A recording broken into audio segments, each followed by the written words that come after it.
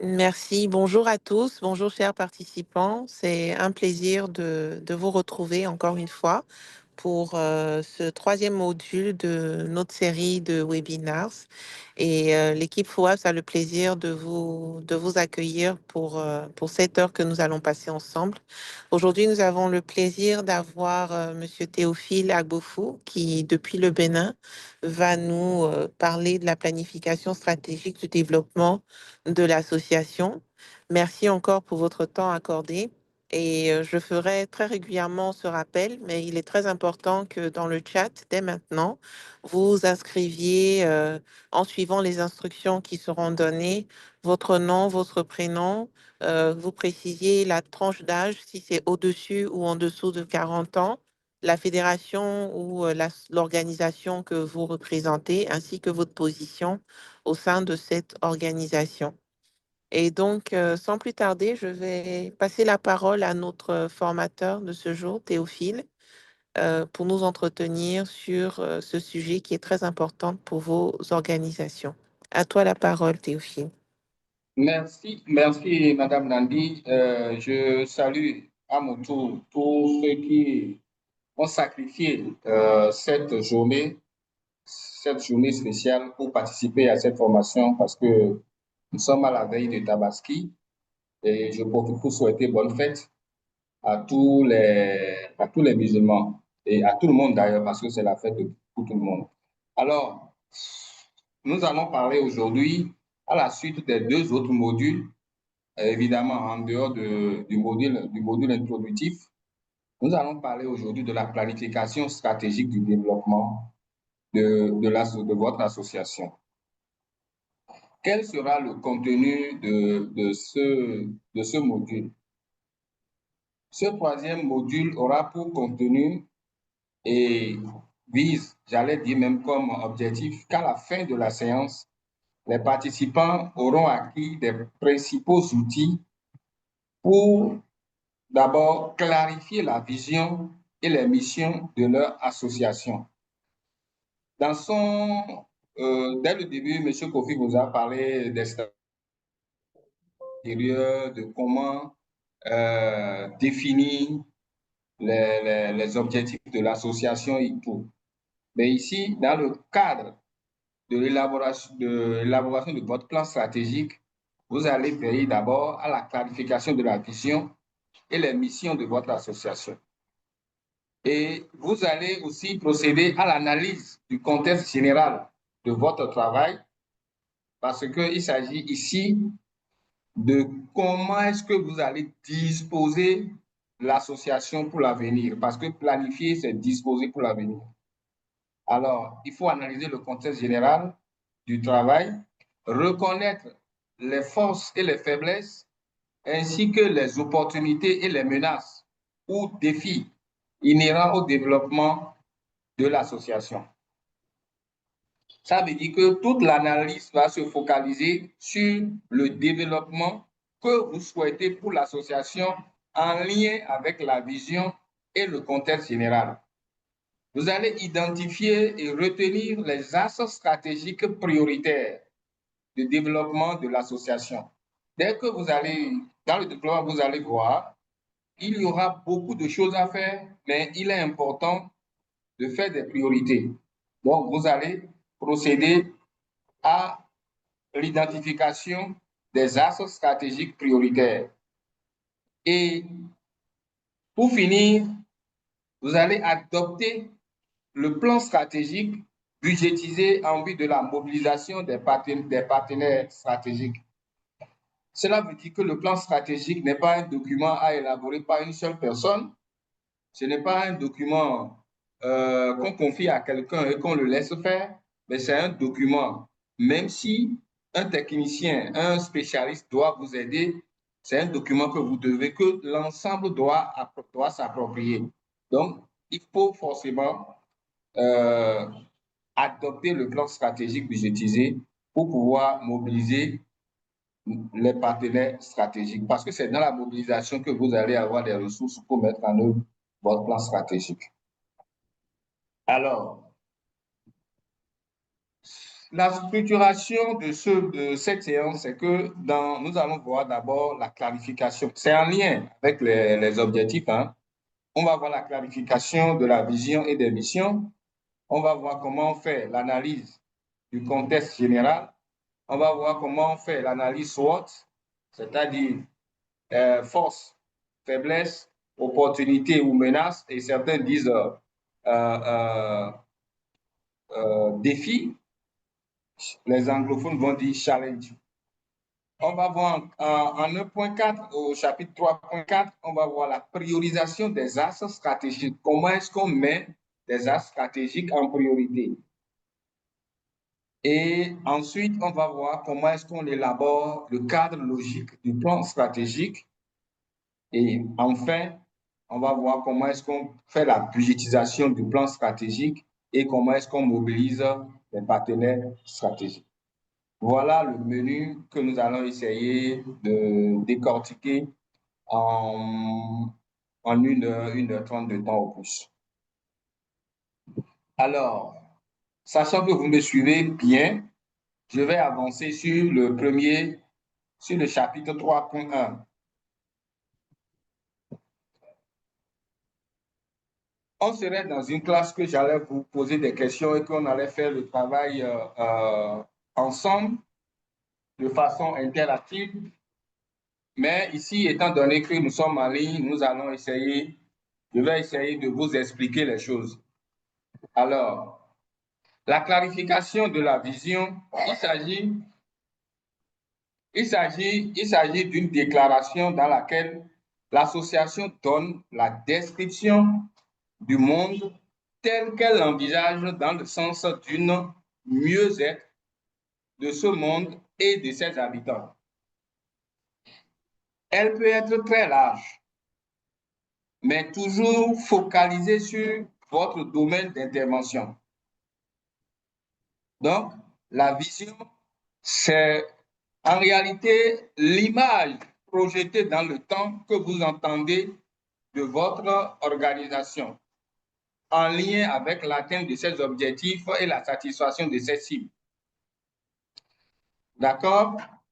Par exemple, vous pouvez dire que voilà, notre organisation est une organisation reconnue par les autorités qui collaborent avec les autorités et qui contribuent à l'atteinte des objectifs que vous avez définis. Je suis peut-être encore toujours générique. Je prends peut-être le cas de la FOAPS. Notre vision, c'est d'être un partenaire des pouvoirs publics en matière de dialogue public-privé en santé. Peut-être à l'horizon dans 3 ans, dans 5 ans, dans 10 ans. Donc, quand vous partez de la déclaration dans laquelle vous vous donnez une description du monde dans lequel vous envisagez, vous retrouvez, ou on peut même aller, on peut dire encore autre chose, on peut dire la vision, c'est que nous nous retrouvons dans un monde où le secteur public et le secteur privé cohabitent, travaillent ensemble pour pouvoir atteindre les objectifs de la couverture sanitaire universelle. C'est une forme de déclaration de vision. Si je prends le cas d'une pharmacie, votre vision peut être la pharmacie, la plus grande pharmacie de la ville, ayant la possibilité de servir un pourcentage déterminé de la population. Donc, tout dépend de tout ce que vous voulez faire, tout ce que vous entendez devenir. Alors,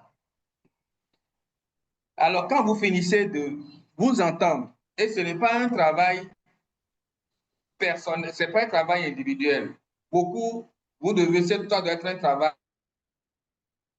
C'est beaucoup de personnes, c'est tous ceux qui vraiment ont intérêt, comme on le dit, c'est les parties prenantes de l'association qui doivent s'asseoir pour réfléchir et donner cette vision-là. Ce n'est pas la vision d'une seule personne, Même si l'entreprise est individuelle, vous devez avoir peut-être des techniciens, des spécialistes pour vous guider, pour que votre vision ne soit pas complètement écartée de ce qui est réalisable.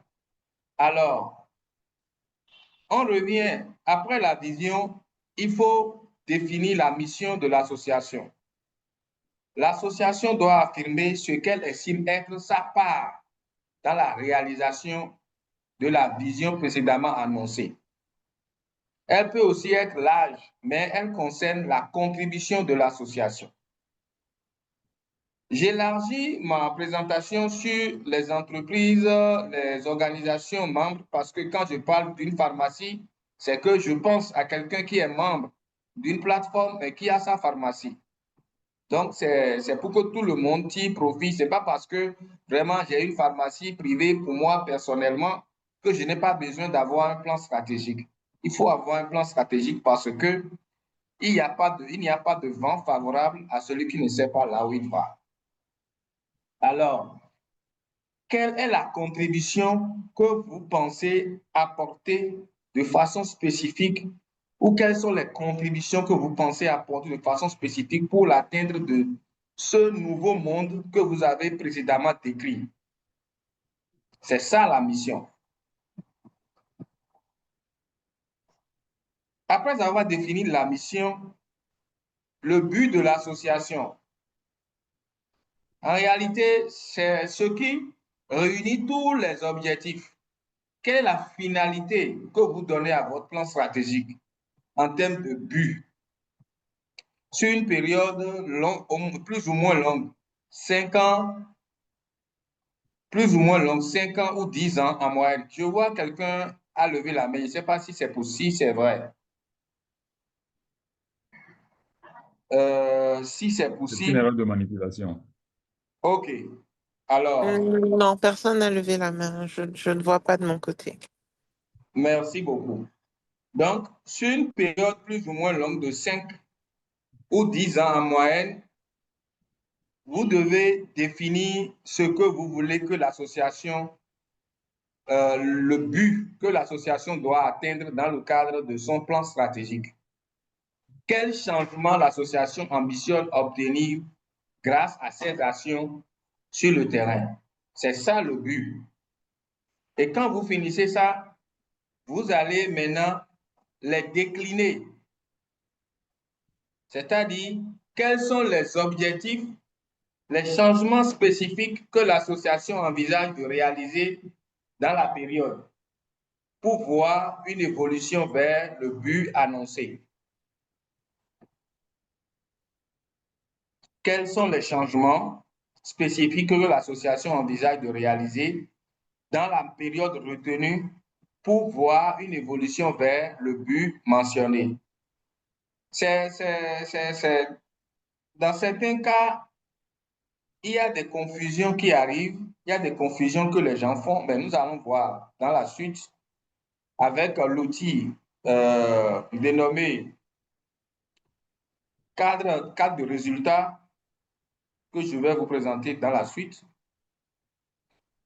Vous allez voir que tout ça, c'est comme un travail d'architecture ou c'est un travail de montage de puzzle où chaque partie est nécessaire et importante pour atteindre le but.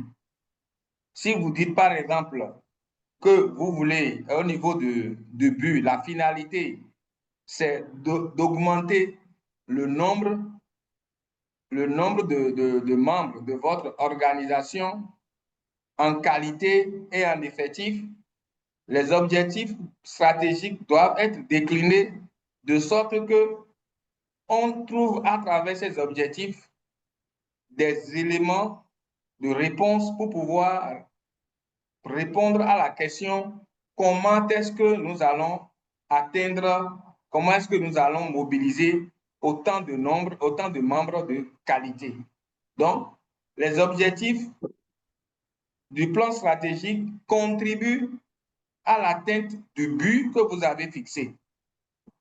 D'accord? Et les buts doivent répondre à la mission qui est une contribution à la vision et les missions doivent être en lien avec la vision. Donc, c'est pour ça qu'on parle de la logique de planification ou du cadre de résultat ou de cadre logique. Alors, nous allons maintenant aborder les outils pour voir comment est-ce qu'on comprend d'abord comment scanner son environnement, comment est-ce qu'on arrive à appréhender l'environnement dans lequel l'association veut atteindre ses objectifs, l'environnement dans lequel l'association veut atteindre cette vision qui fait l'objet de la déclaration dont on a parlé. Quels sont les facteurs externes favorables ou défavorables à l'atteinte, à l'obtention des résultats qui vont permettre de mesurer l'atteinte des objectifs. Alors, qu'est-ce que nous proposons ici? Sur un tableau blanc portant le nom de l'association au centre, portant en son centre plutôt un nuage avec l'inscription du nom de l'association, chacun des membres est invité à inscrire les situations connues ou les événements qui se produisent autour d'eux et qui, bien que ne dépendant pas d'eux, influencent. Le mot influence est très important ici. Les facteurs qui influent sur leur travail associatif. Pour ces gens de décision, l'habitude de conseiller qu'on ait quelqu'un qui a déjà l'expérience, mais qu'on mobilise autour de lui tous ceux qui sont capables, tous ceux qui ont un droit dans l'association et qui souhaitent que l'association évolue. L'idéal, c'est d'avoir des gens dans plusieurs domaines d'activité pour que l'analyse ne soit pas seulement orientée vers un seul secteur. Donc, quand vous avez des médecins, faites tout possible pour avoir des non-médecins, avoir des financiers, avoir des techniciens de laboratoire, avoir comment on appelle ça? Avoir d'autres personnes qui, a priori, vous allez peut-être dire qu'ils n'ont rien à dire, mais leurs idées vont contribuer à vraiment vous permettre d'appréhender votre environnement. Alors, pour faire cet exercice-là, comme je l'ai dit, vous mettez votre association au centre du nuage parce que là, ça veut dire qu'il y a des problèmes. Et le problème étant l'écart entre la situation vécue et la situation souhaitée. La situation souhaitée étant la vision que vous avez déjà déclarée et le but que vous voulez atteindre. Donc, vous allez en lien avec cette vision et connaissant votre environnement, vous allez conduire l'exercice pour faire sortir tous les éléments qui influent sur le travail de l'association. Moi, j'aime dire aux gens de peut-être, dans cet exercice, vous allez repartir votre association, vous allez décomposer votre association, je crois, en 3 parties, en ce qui concerne les éléments qui influent sur son organisation, les éléments qui influent sur son fonctionnement et les éléments qui influent sur ses ressources, par exemple. C'est un exemple que je donne comme ça. Et là, ça permet de faciliter la contribution des gens à la détection, à l'identification de ces éléments-là sur lesquels vous allez pouvoir travailler. Alors, quand vous finissez ça, vous allez procéder maintenant au débriefing pour comprendre le sens des éléments indiqués par les participants. C'est très important. Il ne suffit pas seulement de dire, bon voilà, il y a les impôts. Là, ça, quand vous parlez des impôts, c'est que vous parlez de la relation avec l'État. Quand vous parlez, par exemple, de la situation politique du pays, peut-être que, voilà, les élections, comment dirais-je, il y a des tensions à chaque élection. Peut-être il y a des épidémies. Donc, tous ces éléments de l'environnement que vous ne contrôlez pas, vous devez chercher à comprendre le sens de ces éléments indiqués par les participants. Pour que vous ayez, l'objectif est que tous les participants puissent avoir les mêmes compréhensions pour qu'on dégage à travers ces éléments, les éléments qui influent réellement sur la vie de votre organisation. D'accord? C'est-à-dire comment ces événements influent-ils sur notre travail, sur le travail de l'organisation. Vous devez poser des questions qui vont permettre de savoir de façon spécifique le type d'influence et comment est-ce que ces influences, comment est-ce que ces éléments influencent réellement le travail de votre association. Parce que pourquoi il faut faire ça? Il faut le faire parce que il ne s'agit pas de réunir tout ce que les gens ont cité.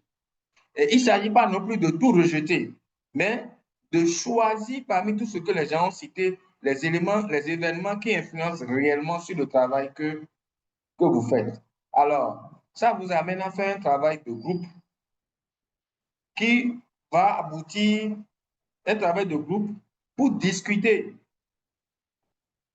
d'accord, de chaque événement choisi et de leur impact sur le travail, ce qui va vous permettre de formuler des recommandations pour contrôler ou minimiser ces impacts. D'accord? Si je prends par exemple le cadre de, je parle par exemple de l'aspect des impôts. Oui, vraiment, il y a beaucoup d'impôts qu'on paye, mais il peut s'agir seulement de la méconnaissance des procédures de déclaration de paiement des impôts. Donc, si vous creusez correctement, vous allez voir qu'il s'agit seulement peut-être à la fin de former les membres. Ou il s'agit de faire un plaidoyer vis-à-vis de l'État. Donc, cette discussion doit vous permettre non seulement de retenir les facteurs de l'environnement qui influent sur votre travail, mais de chercher à savoir comment est-ce que vous allez agir sur ces facteurs-là. C'est de ça qu'il s'agit parce que c'est ça qui va être ce que vous allez planifier. Alors, si le temps vous le permet, vous allez faire ça pour tout. Vous allez faire ça pour tous les événements que vous avez recensés. Vous le faites pour chaque événement. Alors, quand vous allez finir tout ça là, ça va vous permettre de faire un développement de votre capacité à observer les événements et tendances nouvelles dans votre environnement. D'accord? Le développement de votre capacité à observer les événements et tendances de votre environnement parce que c'est très important pour faire de la planification stratégique. On ne peut pas planifier dans un environnement qu'on ne maîtrise pas. Si vous ne maîtrisez pas l'environnement, et ça, je voudrais aussi insister sur le fait qu'il ne s'agit pas des événements qui influent actuellement sur votre organisation, mais c'est des événements qui sont susceptibles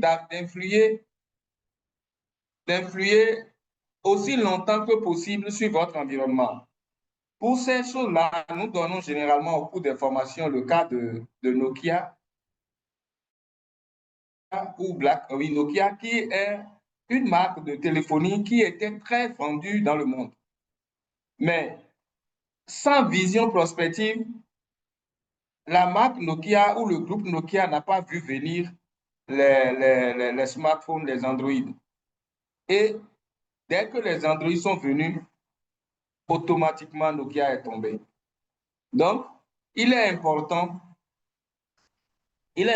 d'avoir une vision prospective qui consiste à réaliser des diagnostics ou à élaborer des scénarios tendanciels et alternatifs et à émettre des hypothèses et des recommandations en termes de politique publique ou de stratégie d'entreprise.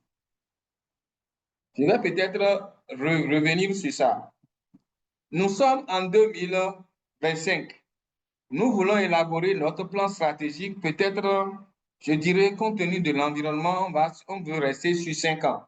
Alors, quels sont les événements qui peuvent surgir dans les 5 années à venir et qui sont susceptibles d'influencer sur notre activité, d'influer sur la vie de notre organisation?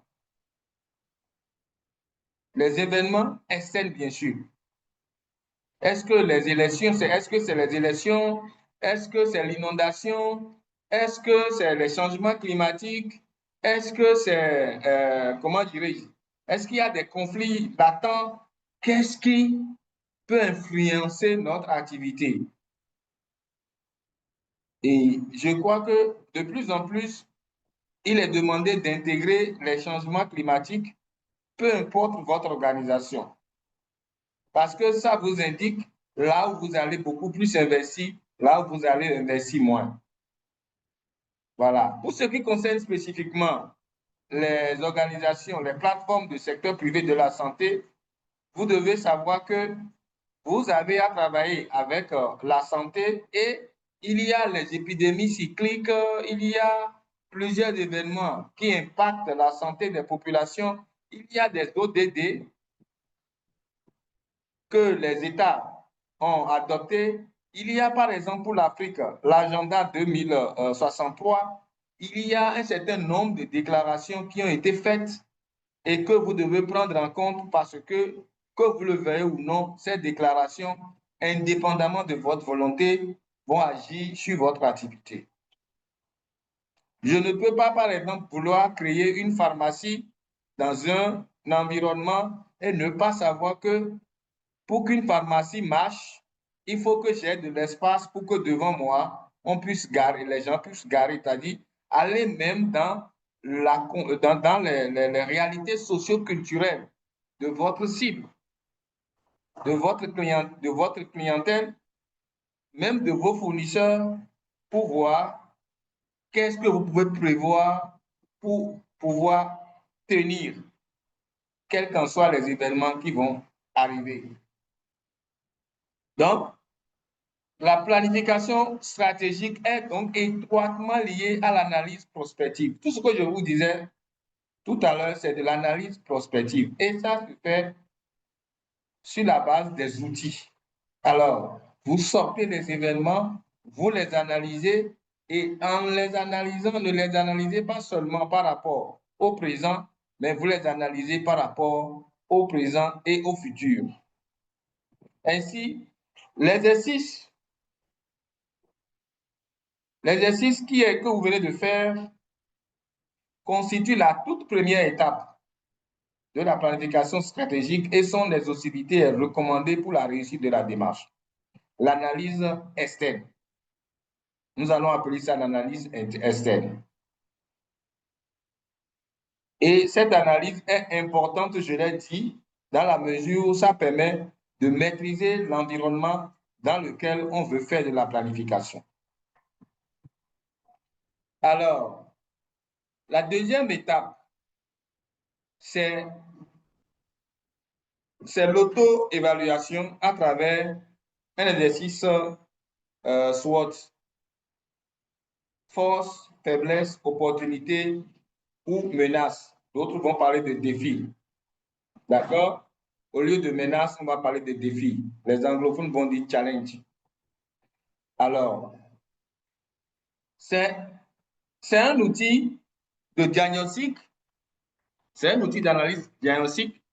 Certainement, parmi vous, il y a des gens qui l'ont déjà utilisé, mais nous allons dans le cadre de de ce webinaire, encore, nous allons en parler pour vous dire que pour cet outil, vous avez les cadres, vous avez les cadres, les quatre cadrans. Le premier, c'est la force. Le second, c'est la faiblesse en horizontal. Mais la force, les forces et les faiblesses sont liées à votre diagnostic interne. C'est ce que vous maîtrisez. C'est lié à vos atouts, d'accord? Non, je ne dirais pas lié à vos atouts, c'est bon, lié à vos atouts internes. Et puis, Les faiblesses sont liées à vos handicaps internes. C'est très important. C'est-à-dire, là, on découpe l'organisation en deux parties, c'est-à-dire l'organisation comme une porte fermée à l'intérieur, une chambre qui est fermée à l'intérieur et qui analyse ses forces et ses faiblesses. Et j'ai coutume, sinon j'ai l'habitude de dire, à l'interne, il faut voir les forces par rapport à l'organisation, à la structuration de votre association ou votre entreprise ou votre entité. L'organisation, la première des choses, le fonctionnement. Quelles sont les forces que vous avez en matière de fonctionnement? Et la troisième partie, quelles sont les forces que vous avez en matière de mobilisation et de gestion des ressources? D'accord? Ça, c'est les forces, ça. Vous faites la même chose par rapport aux faiblesses, c'est-à-dire oui. Quelles sont vos faiblesses par rapport à votre organisation? Quelles sont vos faiblesses par rapport à votre fonctionnement? Quelles sont vos faiblesses par rapport à votre gestion, à votre capacité à gérer les ressources? Si vous maîtrisez les forces et les faiblesses à ce niveau, c'est que vous avez fini votre diagnostic interne. Alors, par rapport au diagnostic externe que nous avons mis ici comme marché, vous avez à identifier les opportunités que l'environnement vous offre. Ça, c'est que vous êtes vous êtes en dehors de votre entreprise. Qu'est-ce que votre environnement vous offre comme opportunité à saisir? D'accord?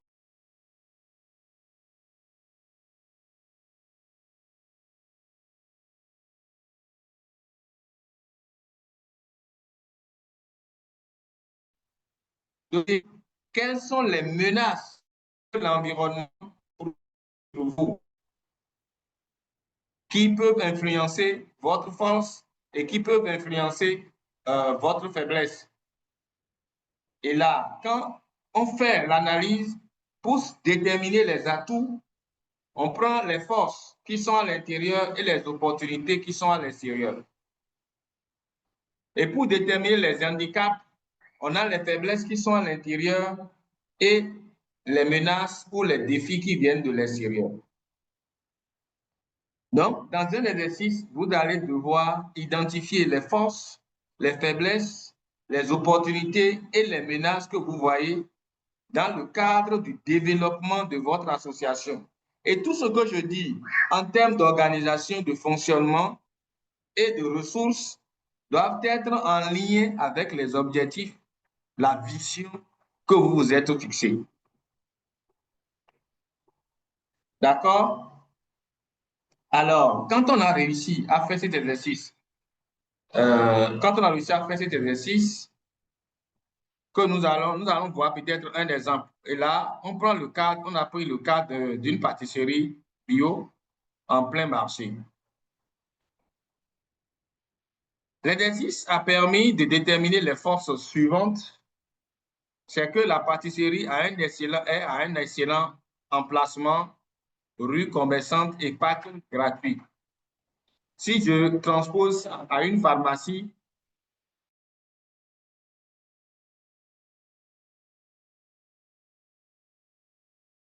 le fait d'être bien situé dans leur voiture pour acheter sans avoir peur est une force importante. Pour la pâtisserie, c'est la même chose. Ici, nous avons noté la bonne réputation parmi les communautés locales, notamment pour la pâtisserie. C'est-à-dire, ont une bonne information sur la pâtisserie. Alors, il y a les recettes traditionnelles bio, achats locaux. Ça veut dire quoi? Que cette pharmacie, cette pâtisserie, excusez-moi beaucoup, je suis santé,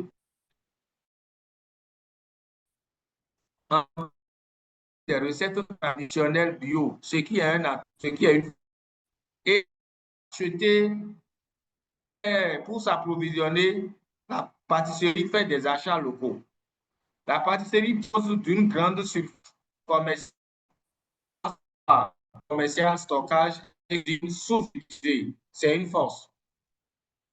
Alors, restons à l'interne pour dire, mais en termes de faiblesse, il y a le coût élevé. Excusez-moi, il y a le coût élevé de la chaîne d'approvisionnement que les chaînes de boulangerie, c'est-à-dire que son coût plus élevé que les chaînes de boulangerie. Il y a que la localisation unique qui implique une portée limitée. Il y a le fait que le budget de la pâtisserie, le budget de publicité de la pâtisserie est modeste et ses activités sont peu diversifiées. Voilà les faiblesses qui ont été identifiées et validées après, bien sûr, après des discussions, des brainstorming et autres. Quelles sont les opportunités que nous avons pu déterminer, nous avons pu identifier après analyse? C'est qu'en termes d'opportunités, il y a des intérêts croissants, soutien pour les aliments locaux. Ça veut dire qu'indépendamment de la pâtisserie, c'est qu'il y a un soutien croissant pour les aliments locaux. Les gens aiment beaucoup plus prendre les aliments locaux, donc c'est une opportunité. Il y a le fait que le pain de saison permet de varier, diversifier les produits de boulangerie. C'est très important comme opportunité à saisir et à garder. Il y a un potentiel croissant grâce aux ventes de sandwichs, qui est une opportunité qu'on a déterminée aussi. Alors, quelles sont les menaces ou les challenges pour notre pâtisserie? On a identifié l'intensification de la concurrence des chaînes de boulangerie. Ça veut dire que les gens qui proposent les mêmes produits ou les produits similaires deviennent de plus en plus intenses. Donc, la concurrence devient rude. Alors, il y a le fait que l'environnement économique est incertain. Et là, on pourrait peut-être encore, peut-être qu'au cours de l'analyse, on a approfondi pour déterminer exactement les éléments d'incertitude dans l'environnement. Et il y a l'augmentation du prix des ingrédients. Donc, c'est-à-dire, et là, c'est que soit l'augmentation est présente ou l'augmentation est prochaine. Donc, nécessairement, c'est des menaces.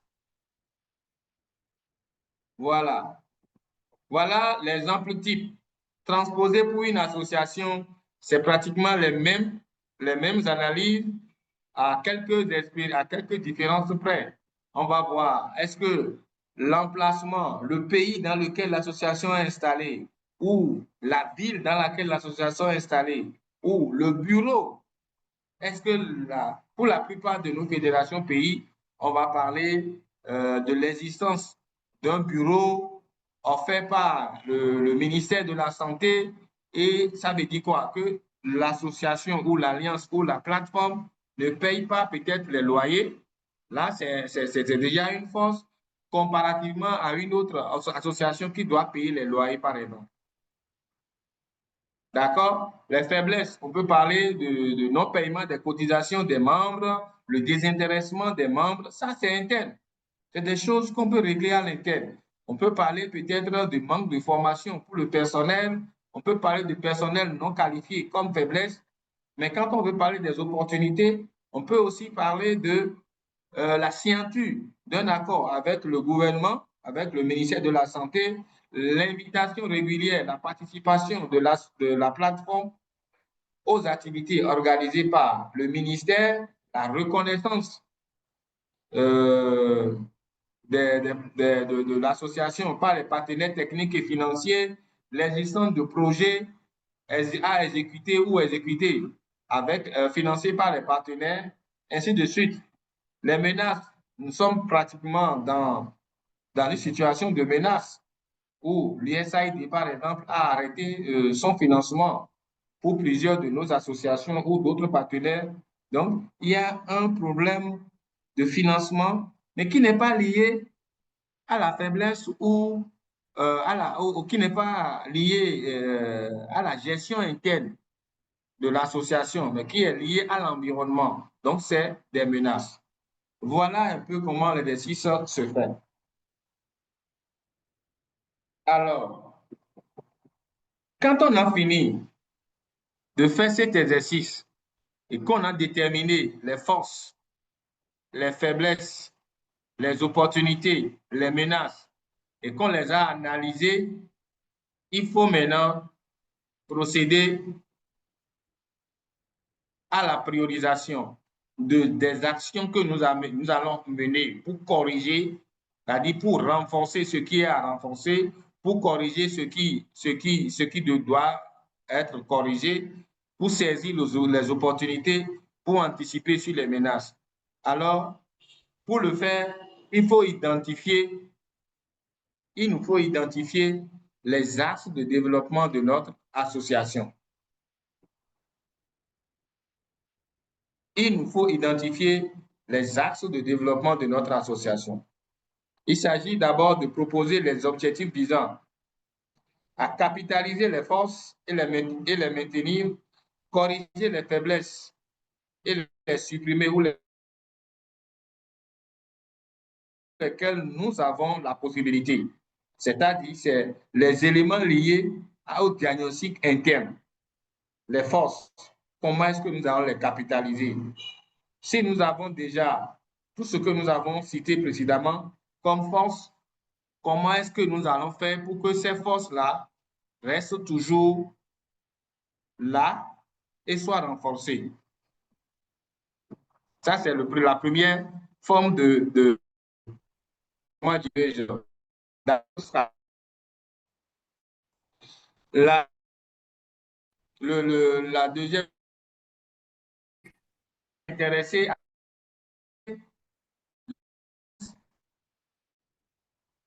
et les supprimer ou les minimiser. D'accord? Le troisième, s'intéresser à comment saisir les opportunités identifiées. Et le quatrième axe, c'est comment anticiper sur les menaces ou les défis. Mais on pourrait amener à les formuler autrement. C'est-à-dire, quand je prends par exemple, quand je découpe mon organisation en trois parties, comme je l'avais dit tantôt, organisation, fonctionnement et ressources, je vais voir comment est-ce que je formule mes axes stratégiques de sorte que au niveau de chaque axe stratégique, au niveau de l'organisation, je renforce à la fois les forces, je les maintiens, je les renforce, je corrige les faiblesses et je supprime les faiblesses ou je les minimise, d'accord, à la fois. Je saisis les opportunités et j'anticipe sur les ressources et j'anticipe sur les menaces par rapport à l'organisation. Au fonctionnement, la même chose et aux ressources, la même chose.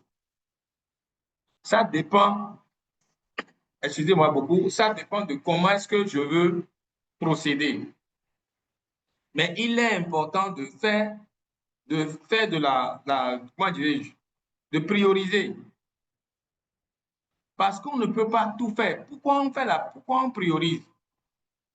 Certains diront, c'est vrai, euh, gouverner, c'est prévoir.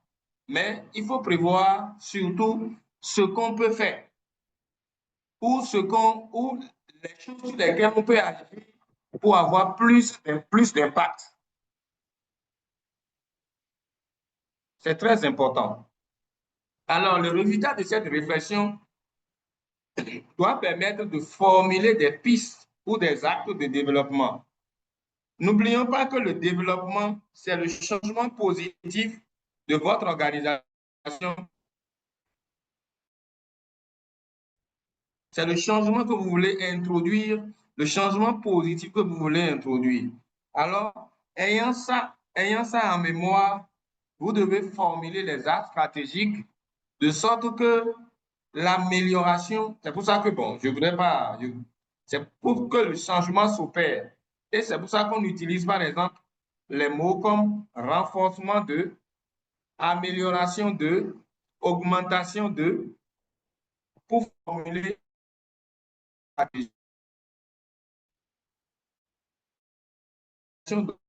formuler ou acte stratégique. Il faudra 2 ou 3 axes prioritaires ou en certains. Comme je l'ai dit, si le fait de renforcer la capacité des ressources humaines permet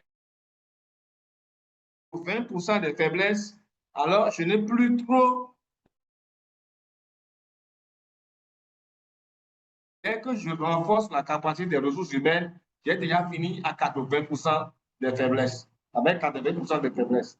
Si l'acquisition d'un équipement nouveau me permet de saisir 60 à 80% des opportunités, alors l'acquisition de l'équipement devient un axe prioritaire pour mon plan stratégique.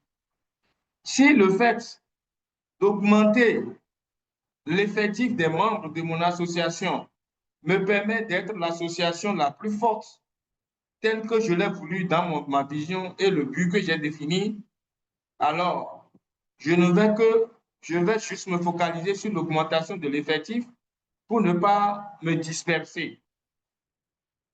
Donc, aller sur 2 ou 3 axes prioritaires, ce qui permet d'être efficace, performant et forcément, ça peut nous amener à supprimer ou à fusionner certains. Mais avant ça, il faut arriver à formuler autant d'axes stratégiques que possible. Parce que si vous ne formulez pas beaucoup d'axes stratégiques dès le départ, vous ne pourriez pas faire la priorisation, la reformulation ou la fusion de ces axes stratégiques.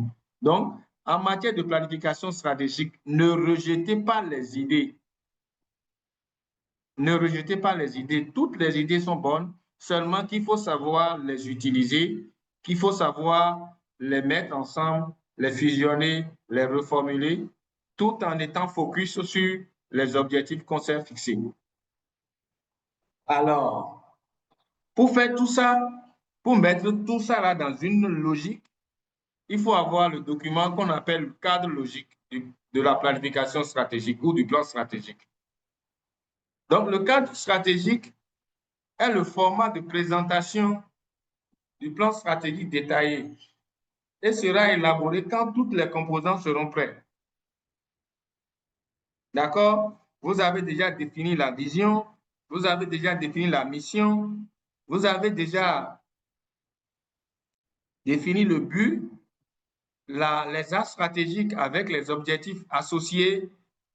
Donc, pour chaque objectif, les activités nécessaires, excusez-moi beaucoup, les activités nécessaires pour les atteindre. Donc, ensuite, il sera nécessaire d'identifier pour chaque activité les responsables de la mise en œuvre, la période ou l'échéance, les ressources et types d'assistance nécessaires. Nous allons rester un peu ici parce que c'est le cœur même de la planification stratégique. Quand vous avez fini de faire le diagnostic en lien avec la vision que vous avez déjà formulée, d'accord, la mission que vous avez rappelée ou que vous avez reformulée, le but que vous avez rappelé ou vous allez reformuler, c'est que ce tableau vous permet de comprendre la logique de votre planification. Dans certains documents, ils vont vous parler de cadre de résultats, ailleurs, on va vous parler de cadre logique.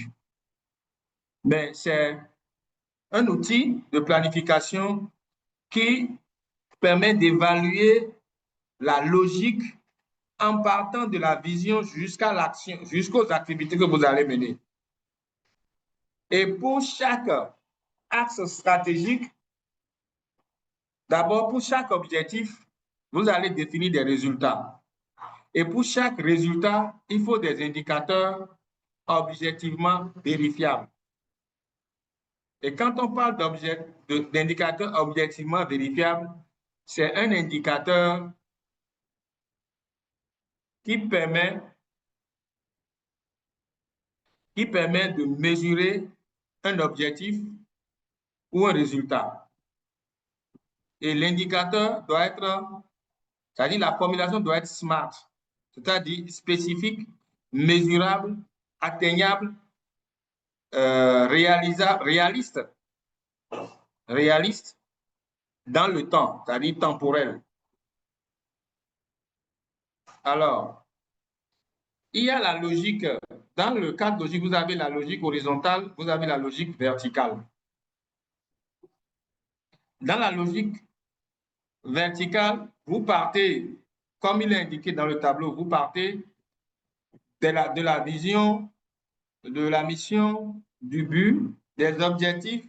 Vous venez dans des axes stratégiques et dans chaque axe stratégique, vous définissez les activités. Et pour chaque activité, vous avez, selon le niveau de détail, vous avez les objectifs de l'activité. D'accord? Vous avez les instants, c'est-à-dire les produits. Et ça s'exprime en termes d'indicateurs de réalisation. Et si vous voulez continuer, vous ajoutez la personne responsable.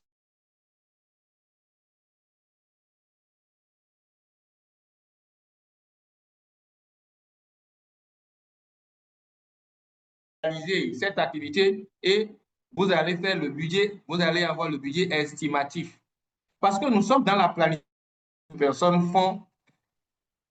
C'est une planification, c'est une construction pour l'avenir. D'accord? On n'a pas besoin de mettre exactement le montant juste prêt. Mais c'est une estimation qu'on fait en tenant évidemment compte de plusieurs paramètres, dont notamment les taux d'inflation. C'est-à-dire, si j'achète un produit aujourd'hui à 1000 francs, est-ce que dans 5 ans ou dans 3 ans, je pourrais acheter le produit au palais du prix, le va rester comme ça dans 3 ans ou pendant. Il faut anticiper. Celui qui planifie, anticipe. Et c'est que important. Seulement que dans le cadre logique, vous avez aussi les hypothèses et risques majeurs. Par exemple, vous ne pouvez pas planifier aujourd'hui, je suppose que vous êtes au Bénin, vous ne pouvez pas faire votre plan stratégique aujourd'hui et ne pas planifier, ne pas prendre comme hypothèse les élections à venir. Vous devez en tenir compte. Si les élections se passent bien, alors ça veut dire que tout va bien. Ça, c'est un risque. Vous ne devez pas oublier, selon votre domaine d'activité, les risques d'incendie, les risques de vol, les risques de perte. Tout ça, là, vous devez anticiper en fonction de l'activité, en fonction des objectifs à atteindre. Donc, il y a la stabilité du pays. Ça, c'est le risque pays. C'est les hypothèses. Il y a les risques liés à les risques liés à vous-même. Je donne par exemple pour des cliniques. Quand vous voulez créer un hôpital d'une certaine dimension, vous avez besoin de savoir si tout le personnel spécialiste dont vous avez besoin sont dans votre environnement. Donc, le risque ou l'hypothèse, par exemple, c'est de dire si nous arrivons, si le personnel disponible. Parce que si le personnel n'est pas disponible, vous ne pouvez pas atteindre les objectifs. Donc, il faut anticiper.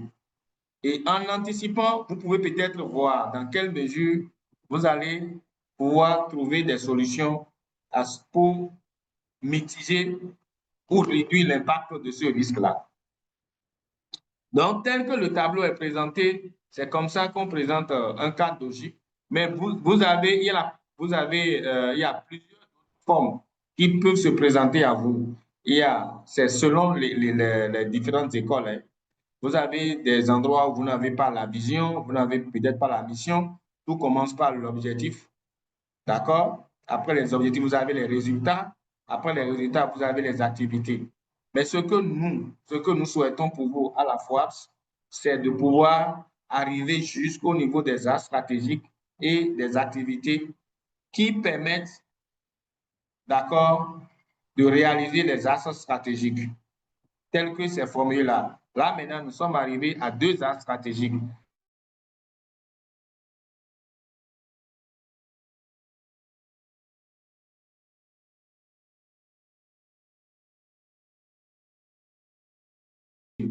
Donc, vous pouvez ajouter d'autres cadres pour les autres axes stratégiques.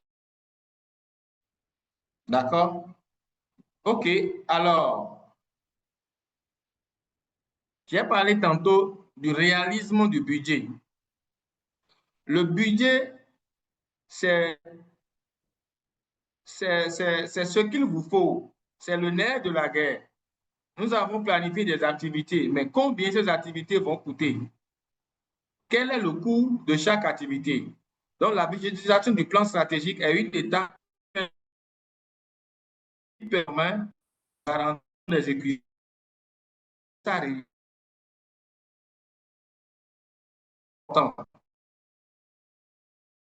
que vous avez dit le coût global de votre plan stratégique ou d'un axe stratégique vous appuyer ou le coût d'une activité sur lequel il peut vous appuyer. Donc, il faut anticiper en faisant la budgétisation. Et pour faire la budgétisation, on tient compte du coût actuel de tous les intrants, d'accord? De tous les intrants, à savoir, généralement, vous avez les ressources humaines, si c'est le salaire, vous avez besoin aussi de la consultance, si c'est nécessaire, pour ce qui concerne les ressources humaines, d'accord? Vous avez besoin des ressources matérielles. S'il faut un équipement, un véhicule, une machine, il faut essayer d'anticiper, de savoir tout ce qui rentre, tout ce qui entre dans la formation, dans la réalisation de cette activité en termes d'éléments de coût. Et la définition que j'aime donner pour le coût, c'est l'ensemble des peines qu'on se donne pour obtenir un bien. Donc, toute la peine que vous allez vous donner pour obtenir le résultat escompté qui permettra de mesurer l'atteinte de votre objectif, c'est ça que vous mettez, vous estimez en termes d'argent. Et c'est ça qui est le budget. Et le costing, il y a des endroits où les gens, on néglige, on bâcle. Celui qui est normalement, on a dit, il y a des erreurs à ne pas faire, je dois insister là-dessus. Dès le départ, on n'implique pas le financier et c'est à la fin qu'on lui donne le document pour lui dire, bon, s'il te plaît, va nous sortir le budget. Mais il ne pourra pas. Il serait bien que le financier participe au départ, au débat, jusqu'à la fin, et ça lui permet de savoir exactement de tout ce que vous avez dit. Et il y a des tableaux qu'on fait pour permettre de savoir, oui, quels sont les éléments qui entrent en ligne de compte, les intrants, comme je l'ai dit, pour la réalisation de l'activité. Je prends une activité, par exemple, formation de 50 agents sur une thématique précise. Alors, il faudrait que le financier participe à la séance pour savoir que cette formation doit se dérouler peut-être en 2 sessions, en 3 sessions ou en 4 sessions. Et que cette formation doit prendre un certain nombre de jours. Cette formation doit se dérouler en ligne ou en présentiel. Cette formation a besoin de tel outil didactique ou équipement. Donc, c'est tout ça là qui doit être pris en compte pour déterminer le coût de la formation. Et c'est le coût estimé de la formation qui doit être corrigé par le taux d'inflation en tenant compte de la période dans laquelle la formation sera réalisée. Si je suis en 2025 et que je prévois faire une formation en 2028, il est important que je tienne compte du coût de l'inflation et que je fais de la majoration du coût en tenant compte de cette inflation-là pour ne pas être incapable de réaliser mon activité au moment où je vais avoir les ressources. Donc, la budgétisation est extrêmement importante. Elle nécessite une collaboration entre les acteurs de la programmation et de la mise en œuvre. Voilà encore un élément important. C'est très important. Pour ceux qui ne connaissent pas le terrain, la réalité de la mise en œuvre de l'activité, c'est peut-être facile de planifier. Mais quand vous allez vous mettre en contact avec ceux qui maîtrisent la réalité de l'activité, ils vont vous dire exactement de quoi vous avez besoin pour réaliser l'activité et vous serez parfois même surpris. C'est pour ça qu'il ne faut pas, personne n'est à négliger dans l'organisation pour ce qui concerne la planification. Et les financiers qui savent comment estimer la mise à disposition de ces ressources, il faut les associer, je l'avais déjà dit plus haut. Donc, c'est un travail. Le coaching peut vous amener même à revoir vos ambitions. Parce qu'on a dit tantôt que votre plan doit être réaliste. Vous pouvez revoir tout. Dès que vous allez peut-être, à supposer que vous avez prévu la formation de 500 personnes. Et quand on a fait la budgétisation, on réalise que, on constate que pour former les 500 personnes, vous avez peut-être besoin de 500 millions. Mais si votre environnement ne vous offre pas la possibilité d'avoir les 500 millions, vous êtes obligé de revoir votre ambition pour vous retrouver peut-être à 250 ou à 300 ou à 200, ainsi de suite. Donc, c'est un travail d'équipe et c'est un travail d'analyse qui implique beaucoup de personnes, beaucoup de compétences. La dernière étape du processus est la recherche de partenaires stratégiques. On néglige beaucoup plus les partenaires techniques, mais il y a des projets par expérience. Vous avez l'argent et parce que vous n'avez pas le partenaire technique, vous ne pouvez pas réaliser le projet. Et ça fait partie des éléments d'hypothèse.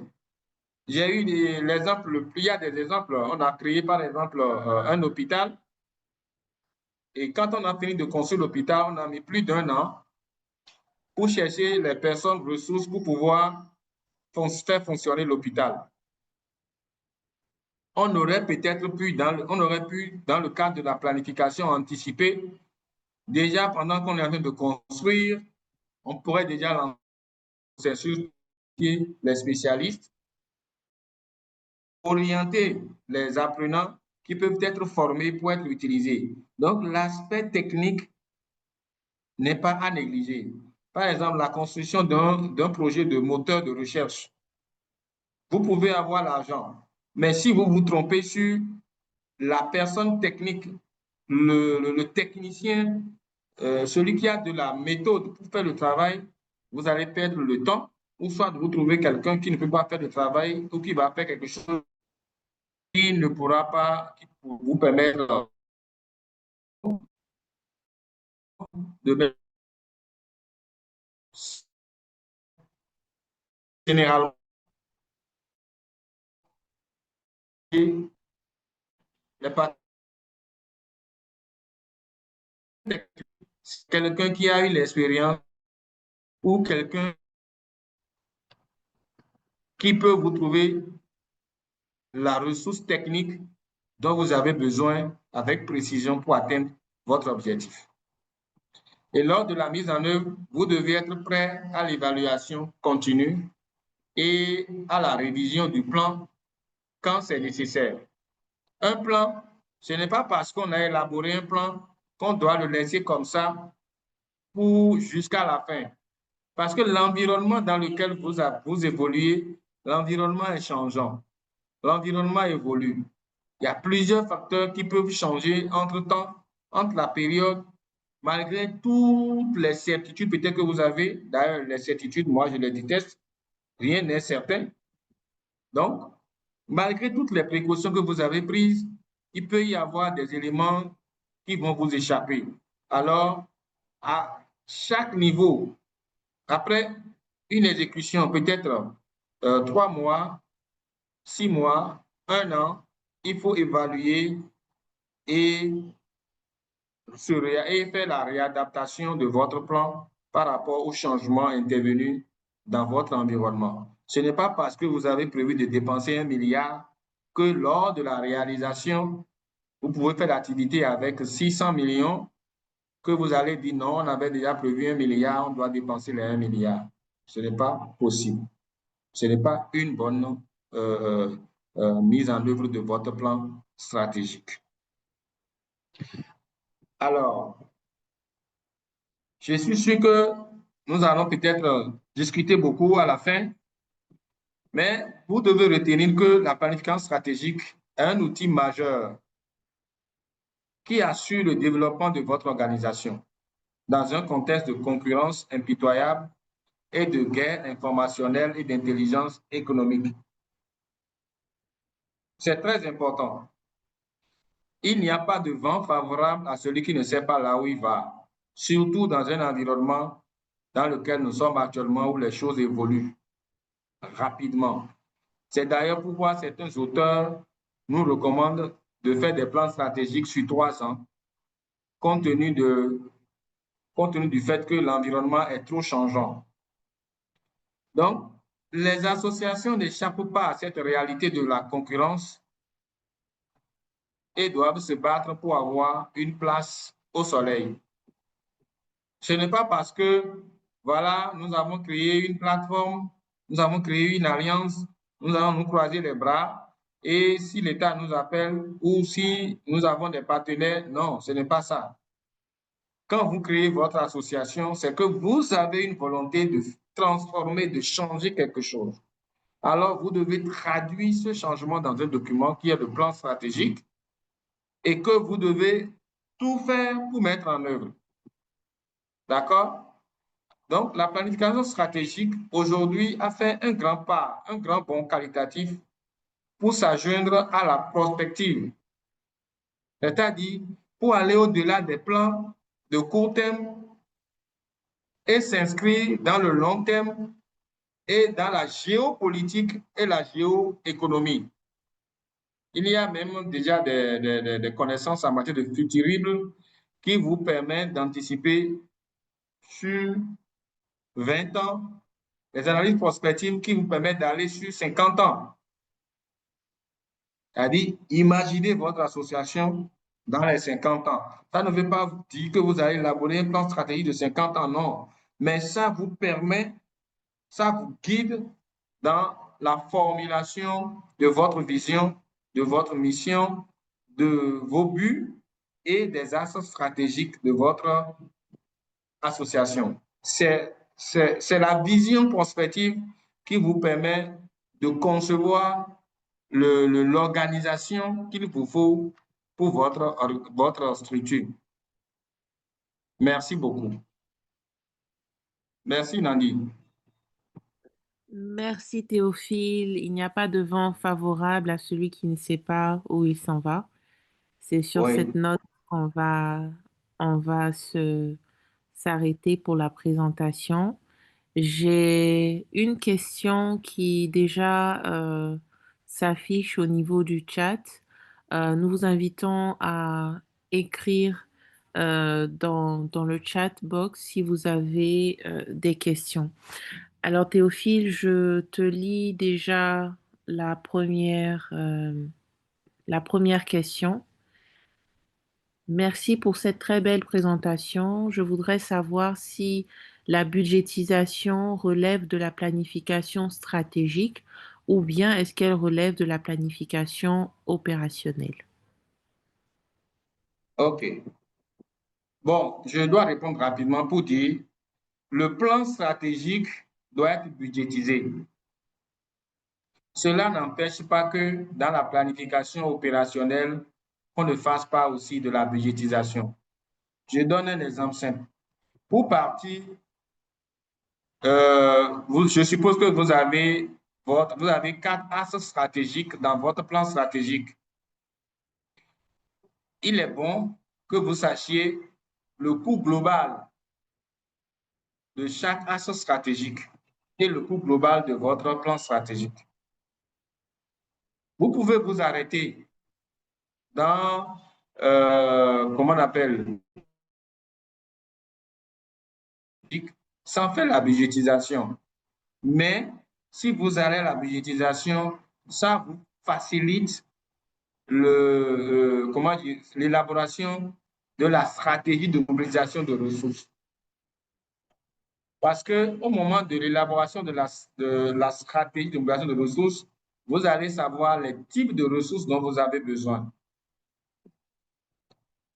Donc, pour être simple, la budgétisation au niveau de la planification stratégique, au niveau de la planification opérationnelle.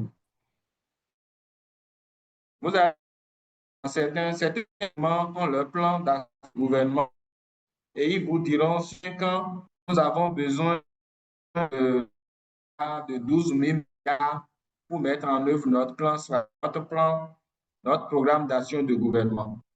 Vous voyez déjà, au niveau étatique, on estime le coût du plan d'action du gouvernement. Donc, au niveau de votre organisation, vous devez pouvoir dire, pour notre plan stratégique sur 5 ans, nous avons besoin de 500 millions, on a besoin de 3 milliards, on a besoin de 4 milliards, on a besoin de 5 milliards. Avec ça, c'est un document de négociation. Ça vous permet de montrer votre crédibilité vis-à-vis de votre partenaire. Mais ça n'exclut pas que pour chaque année, vous n'ayez pas votre plan d'action annuel et votre budget annuel. Et dans le budget annuel, quand vous prenez votre plan d'action annuel, et c'est un élément important, je tenais à venir, merci pour la question, c'est que ce qui fait que les gens ne travaillent pas, c'est qu'ils ne font pas de planification opérationnelle assortie des indicateurs de résultats mensuels, hebdomadaires même parfois, en lien avec leur plan stratégique.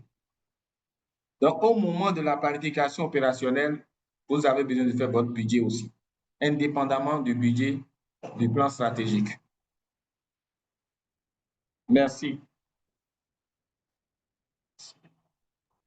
Merci Théophile. La question avait été posée par Monsieur Alidou Sanimala et nous espérons que les réponses l'ont éclairé.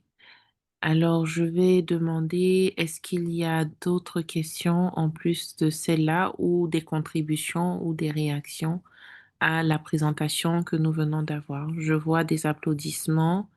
Merci pour les encouragements.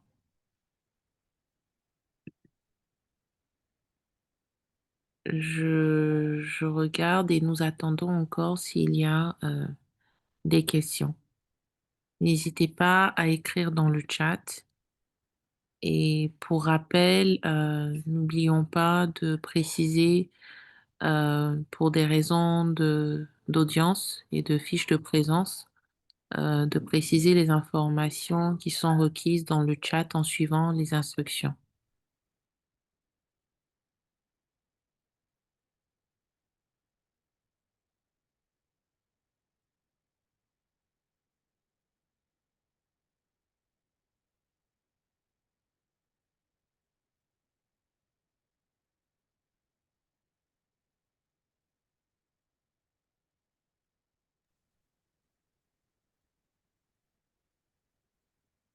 Y a-t-il d'autres questions, s'il vous plaît?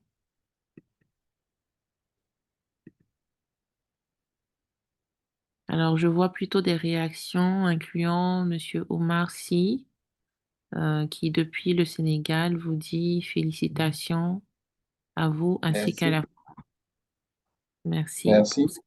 Et comme il n'y a pas de questions, Nandi, si tu le permets, je voudrais insister sur le fait que, et je parle sous le contrôle de Kofi, à l'étape où nous sommes, nous aurions souhaité que, bon, évidemment, on a déjà travaillé avec les plateformes pour avoir leur, pour élaborer leur subgrant, c'est-à-dire leur demande de sous-subvention, ce qui est un apprentissage de planification.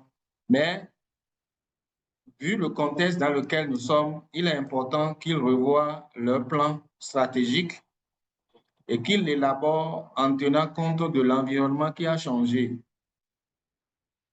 Il y a monsieur Até qui a levé la main. Donc, c'est important pour chaque structure de se doter d'un plan stratégique. Merci. Merci Il y a Théophile. quelqu'un qui a levé la main.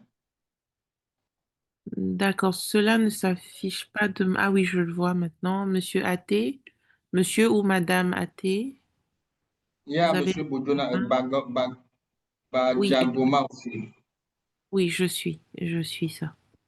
Donc, monsieur ou madame Athé, vous prenez la parole, s'il vous plaît, et vous serez suivi par monsieur ou madame Badiagoma.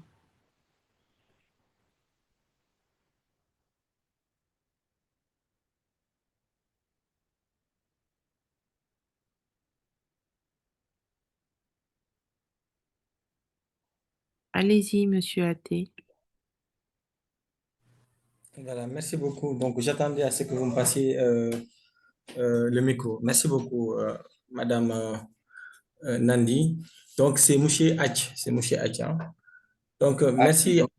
Effectivement, c'est Mouché H. Merci à Théophile hein, pour la brillante intervention qu'il a eu à nous véritablement nous gratifier. J'avoue que quand on parle donc de la planification stratégique, je pense à l'immédiat sur l'intelligence économique et de la veille concurrentielle. Je pense qu'il est revenu de gros en détail par rapport évidemment à cela. C'est surtout par rapport aux outils qu'il a évolué sur l'analyse PESTEL, donc l'approche PESTEL et le chouette. Évidemment, donc la question est de savoir, par exemple, est-ce que dans une organisation, est-ce qu'il est impératif, hein, ou bien d'avoir en tout cas un expert dans ce domaine-là. Quand on sait que, comme vous l'avez dit, les environnements sont des environnements évolutifs et que même l'environnement est dynamique et qu'il y a les concurrents qui sont là et que nous sommes obligés, évidemment, à répondre exclusivement aux besoins, en tout cas, de nos clients pour satisfaire donc leurs demandes. Est-ce que réellement, par exemple, dans une organisation, on a besoin nécessairement d'avoir en tout cas un expert en planification stratégique? Ou bien est-ce que c'est l'ensemble de l'équipe avec le DG ou bien avec le président qui, en tout cas, élabore ces plans-là? Ou bien est-ce qu'il y a, comme je l'ai dit, un expert en la matière directement? Merci beaucoup, Théophile. Merci à tous les collègues. Merci. Dieu, pardon. Euh,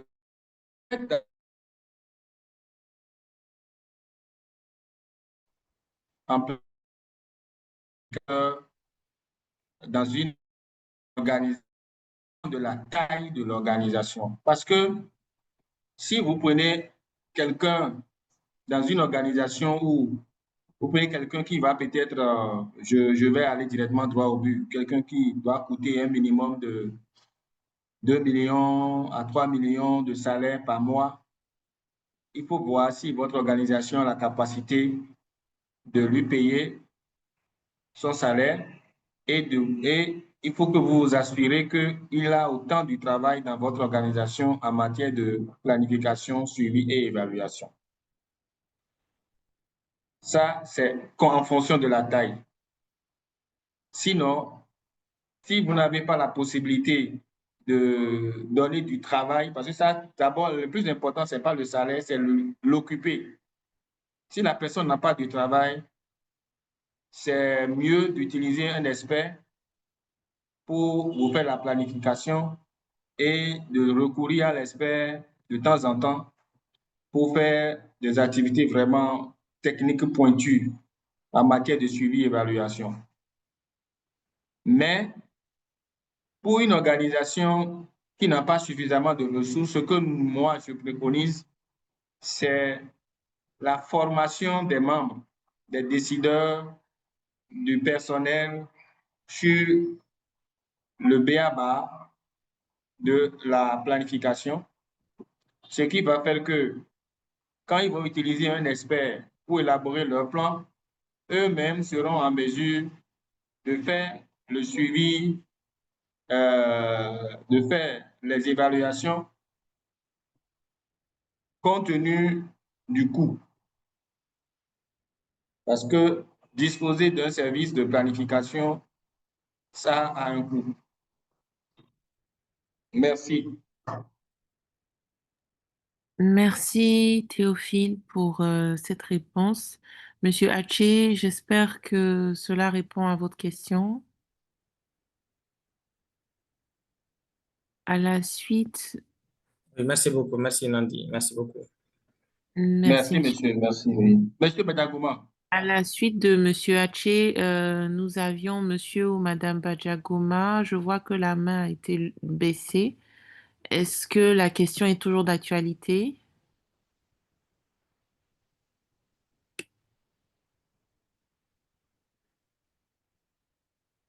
Il y a Ah, docteur Boiro oui, et... je vois Théophile. Oui, On a allô, Ok, ok. bonsoir. Oui, euh, bonsoir. allez, Bonsoir, monsieur allez-y, Badagouma. Monsieur Badjagoma. D'accord, merci au présentateur, en tout cas à toute l'équipe de la FOAPS pour cette opportunité qui nous est offerte. Ma question est celle-ci. Est-ce que sur le plan ou sur le plan conventionnel, la planification a une période donnée? C'est-à-dire, est-ce qu'on peut planifier sur euh, quelques semaines, des mois ou années? Voilà. Conventionnellement, est-ce qu'il y a des périodes déterminées? Merci. Merci, Monsieur Badjagoma, pour la question. Théophile, je te repasse la parole. Oui, rapidement,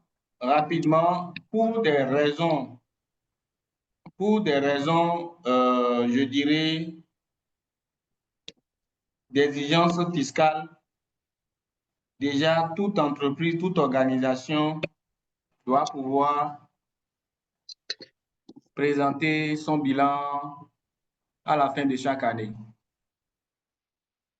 Donc, pour aider le gestionnaire à répondre à ces exigences, la planification annuelle est presque obligatoire.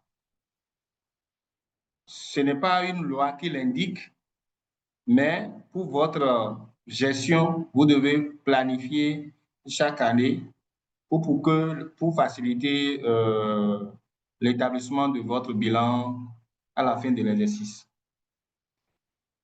Maintenant, c'est des règles internes que les organisations se posent, se donnent. C'est des règles de gouvernance interne. Parce que si vous ne planifiez pas, vous allez disparaître. Alors, il est obligatoire de faire la planification annuelle, mais pour avoir une planification annuelle responsable, il faut avoir un plan stratégique sur une période de 3 ans à 5 ans en fonction de la manière dont vous maîtrisez votre environnement. Vous pouvez aller sur 10 ans si vous êtes dans la logique d'une prospective et même au-delà. Mais il n'y a pas d'obligation en la matière, c'est des précautions de gestion. Dans certaines organisations, il est obligatoire, par exemple, de faire les plans trimestriels.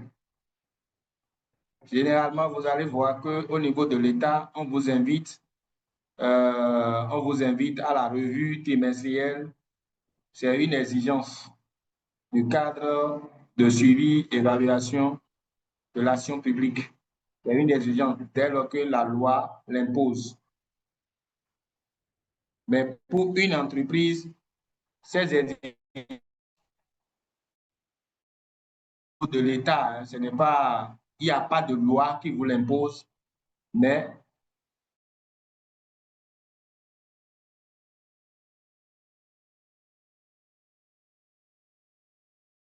répondre à votre préoccupation, il n'y a pas de règle au niveau juridique qui vous impose de planifier, de faire la planification stratégique. C'est des outils de gestion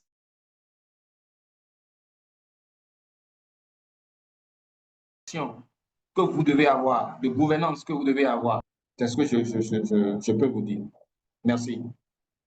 Très bien. Merci Théophile pour la réponse à cette question, tout en espérant que Monsieur Badjagoma a eu satisfaction dans la réponse. Il y a également Docteur Boireau qui avait levé la main. Je ne vois plus la main levée. Mais avant qu'il lève la main, j'avais vu dans le chat que Madame Fanta Diakité avait commencé une phrase en disant bonsoir à tous. Alors, si c'est une question que vous voulez poser, je vous invite à l'écrire dans le chat. Et pour rappel, pour ceux qui sont en train de signifier leur présence sur le chat, il faudrait également préciser si vous avez plus ou moins de 40 ans. Euh, pour ce qui est de la liste présence, c'est important pour nous d'avoir cette information ainsi que votre genre, si c'est masculin ou féminin. Alors, je vois la main de notre secrétaire permanent levée, Monsieur Kofi, mais je vais demander à Docteur Boireau de confirmer que c'est une main qu'il a baissée, qui n'a pas de questions à poser. Il y a aussi Monsieur Atou Adjovi. Atou Adjovi, c'est ça, hein? Oui. Alors, en attendant, je donne la parole à Monsieur Kofi. OK. Merci Nandi. Je voulais intervenir pour compléter deux choses qui ont été dites. Parce que derrière les questions, je vois en filigrane certaines préoccupations. D'abord, les gens ont demandé est-ce qu'il faut un expert dans les fédérations pays pour pouvoir s'occuper de la planification stratégique. Théophile a très bien répondu. Vous n'avez pas besoin d'avoir un expert, ça coûte, etc. Mais je pensais aussi que la question pouvait être aussi, est-ce que lorsqu'on veut faire la planification stratégique, on a besoin d'un expert? Et là-dessus, la réponse peut être oui et non. La démarche dans laquelle nous nous sommes inscrits au secrétariat permanent, c'est que, de façon plus générale, tous les webinaires que nous faisons ne sont que des moyens de vous faire savoir ce dont votre secrétariat permanent est capable, ce que ce secrétariat permanent peut vous apporter. Donc, un webinaire en masterclass d'1 heure, 45 minutes et peut-être des questions pour faire 1 heure au total, c'est vraiment pour vous donner une idée. Mais tous ces webinaires-là peuvent être transformés en séances de formation, que ce soit en ligne ou en présentiel, de plus longue durée, avec les méthodologies appropriées d'apprentissage des adultes. Donc, comme on a dit, interactif et tout ça. Donc, vous pouvez inviter le secrétariat permanent si vous avez, selon tout ce qu'on est en train de faire maintenant, un point sur lequel vous voulez avoir un approfondissement. Votre fédération pays peut demander et nous pourrions donc discuter de comment mettre ça en œuvre. Pour revenir à la planification stratégique de manière plus précise, notre démarche au secrétariat permanent, c'est que la planification stratégique, quand nous la faisons avec, on va dire, des clients ou des bénéficiaires, nous sommes dans une logique de formation-action. Ça veut dire quoi? Ça veut dire que nous n'allons pas venir vous faire une formation et puis on va partir, on va vous dire, OK, nous on s'en va la semaine prochaine, débrouillez-vous pour élaborer votre plan stratégique. Non. Nous allons prendre sur nous d'organiser avec vous un atelier ou une série d'ateliers dans lesquels nous allons apprendre ensemble en faisant. Donc, tout ce que Théophile a défini là, les outils, il y en a d'autres même qu'on n'a pas abordés ici, on va les dérouler pour que vous puissiez voir comment ces outils marchent, comment ça fonctionne, etc. Ce qui fait que on aura fini avec votre plan stratégique, au moins en draft 0, vous allez le finaliser après. Maintenant, à partir de ce moment-là, parmi vous, normalement, devraient émerger 2 ou 3 personnes qui ont bien compris la démarche et qui sont en mesure de la reprendre avec vous plus tard. Donc, c'est pour ça que nous sommes dans cette logique de formation-action, pour pouvoir vous équiper d'expertise en interne. La deuxième question qui a été posée, c'est de savoir si les plans stratégiques, c'est sur une semaine, c'est sur un mois. Théophile a très bien répondu. Mais Théophile vous a parlé d'autres plans. Mais là, aujourd'hui, nous sommes en train de parler de plan stratégique, de planification stratégique. Ça ne se fait pas par semaine, ça ne se fait pas par trimestre. C'est quelque chose qui se fait sur au moins le moyen terme. Minimum, c'est 3-5 ans. L'idéal même, c'est 10-15 ans. Maintenant, il nous est arrivé de voir des situations, d'avoir des situations où nous allons réadapter, nous allons réaligner, nous allons réajuster le plan stratégique que nous sommes en train de mettre en œuvre. Nous sommes des fédérations pays travaillant avec nos gouvernements et notamment nos ministères de la Santé.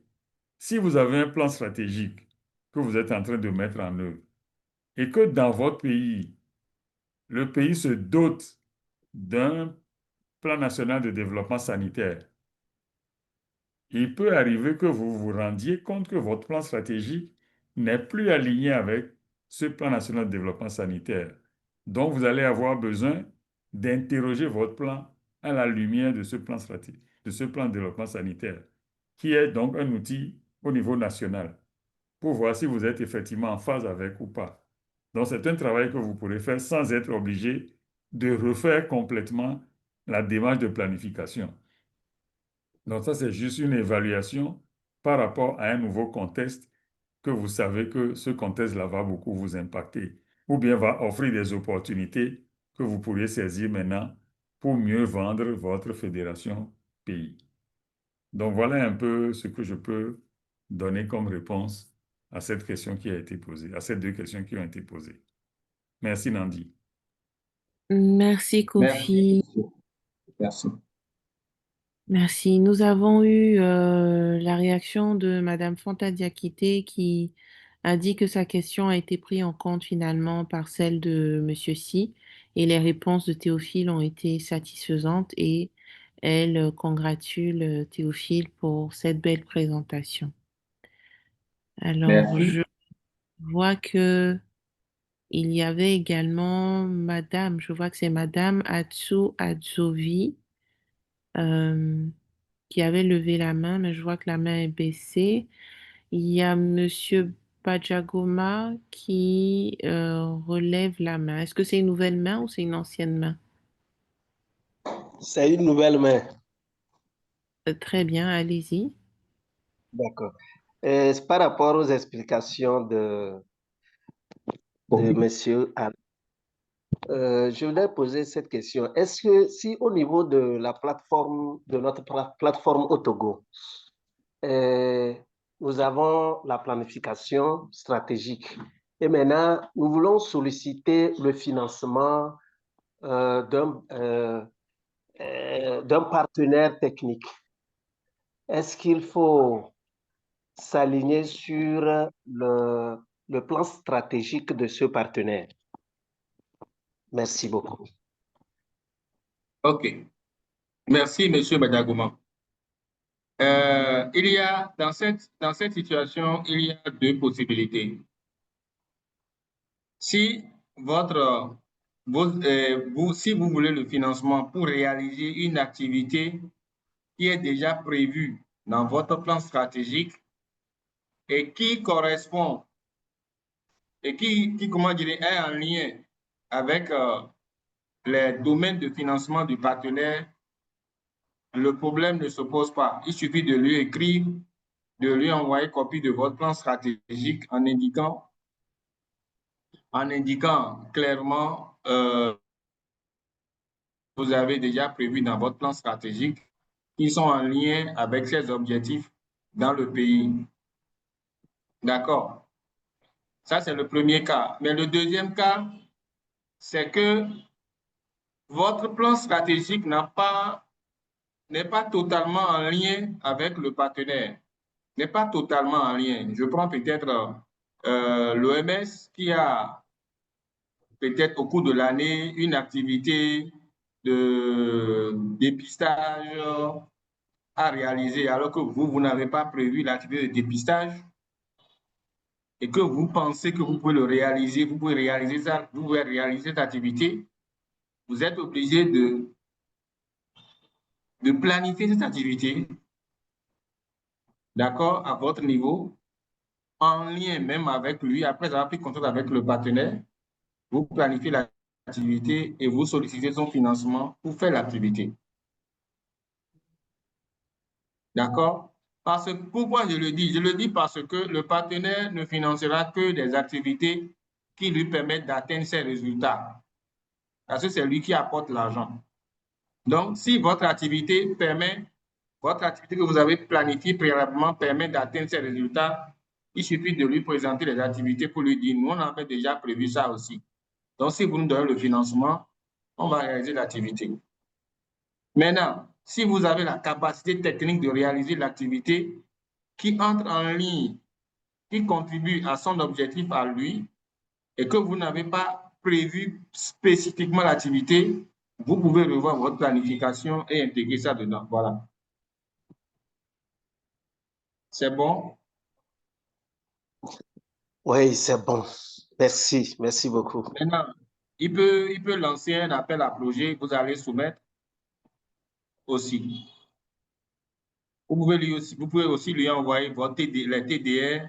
Généralement, vous faites un courrier, vous faites des TDR en lien avec ces activités. C'est pour ça que dans la stratégie de mobilisation de ressources, il est indiqué de connaître le partenaire et les activités que le partenaire finance. Oui, Kofi demande la parole aussi. Hein. Merci. Merci. À vous la parole, Monsieur Kofi. Ok, merci. Je rigolais quand j'écoutais Badiagoma et Théophile discuter autour de la question qui a été posée. Nous sommes en planification stratégique. Vous n'allez pas partir vers un partenaire. Je serais surpris qu'un partenaire vienne financer votre plan stratégique. D'accord? Dans votre plan stratégique, vous allez avoir des pistes de projets. Compte tenu de votre mandat, compte tenu de votre vision, compte tenu de votre mission, il y aura peut-être des axes stratégiques qui vont aboutir à des projets. Dans le webinaire series, là, nous avons un webinaire sur la gestion des projets. Nous allons donc revenir sur ça. C'est à ce moment que la question peut se poser de voir comment est-ce que vous travaillez avec un partenaire à partir de vos ambitions, de vos projets et à partir aussi peut-être d'un certain alignement avec le mandat du partenaire. Mais le partenaire, très rarement, viendra financer votre plan stratégique. Donc voilà ce que je voudrais ajouter parce que on partait dans des confusions. Je sais que Théophile s'est laissé prendre au piège de Badiagova, mais je tenais à clarifier cela. Merci beaucoup. OK. OK, merci Kofi pour cette contribution. Merci, Autre Monsieur Kofi. question? Merci pour cette contribution, pour ce rattrapage.